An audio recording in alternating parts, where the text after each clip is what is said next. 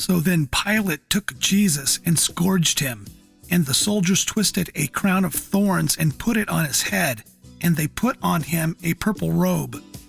Then they said, "Hail, King of the Jews!"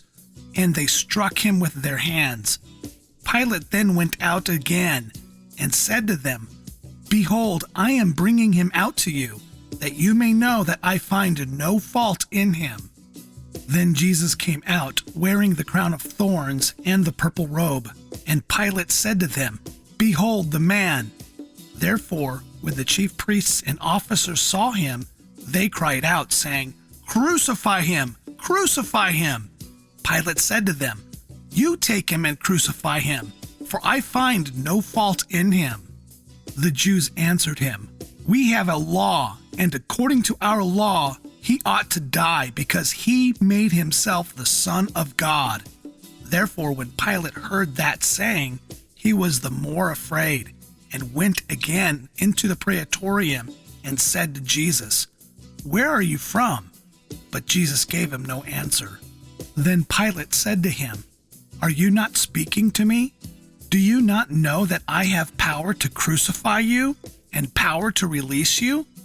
Jesus answered, "You could have no power at all against me unless it had been given you from above. Therefore, the one who delivered me to you has the greater sin." From then on, Pilate sought to release him, but the Jews cried out, saying, "If you let this man go, you are not Caesar's friend. Whoever makes himself a king speaks against Caesar."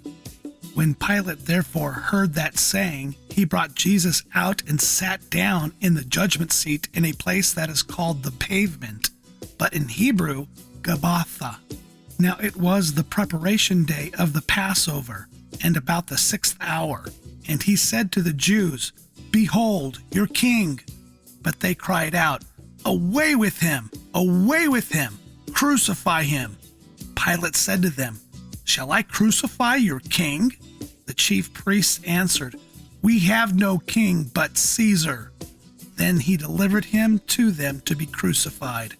Then they took Jesus and led him away. And he, bearing his cross, went out to a place called the Place of the Skull, which is called in Hebrew Golgotha, where they crucified him and 2 others with him, one on either side, and Jesus in the center. Now Pilate wrote a title and put it on the cross, and the writing was, "Jesus of Nazareth, the King of the Jews."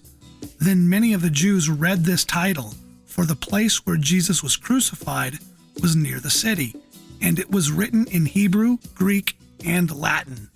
Therefore the chief priests of the Jews said to Pilate, "Do not write the King of the Jews, but he said, 'I am the King of the Jews.'" Pilate answered, "What I have written, I have written."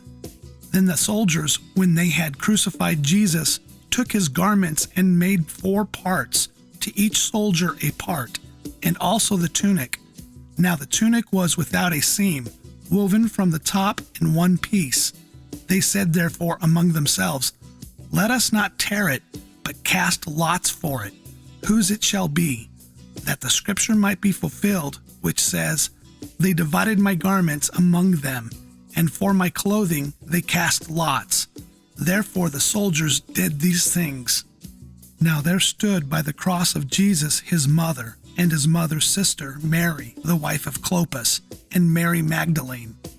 When Jesus therefore saw his mother and the disciple whom he loved standing by, he said to his mother, 'Woman, behold your son.'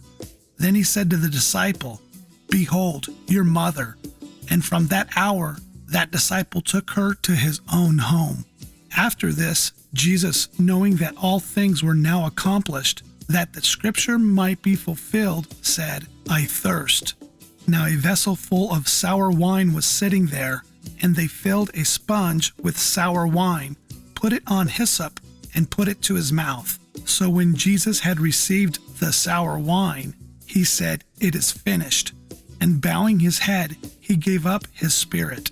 Therefore, because it was the preparation day, that the bodies should not remain on the crosses on the Sabbath, for that Sabbath was a high day, the Jews asked Pilate that their legs might be broken and that they might be taken away. Then the soldiers came and broke the legs of the first and of the other who was crucified with him. But when they came to Jesus and saw that he was already dead, they did not break his legs. But one of the soldiers pierced his side with a spear, and immediately blood and water came out. And he who has seen has testified, and his testimony is true, and he knows that he is telling the truth, so that you may believe. For these things were done that the scripture should be fulfilled. Not one of his bones shall be broken. And again, another scripture says, they shall look on him whom they pierced. After this, Joseph of Arimathea, being a disciple of Jesus, but secretly for fear of the Jews, asked Pilate that he might take away the body of Jesus. And Pilate gave him permission.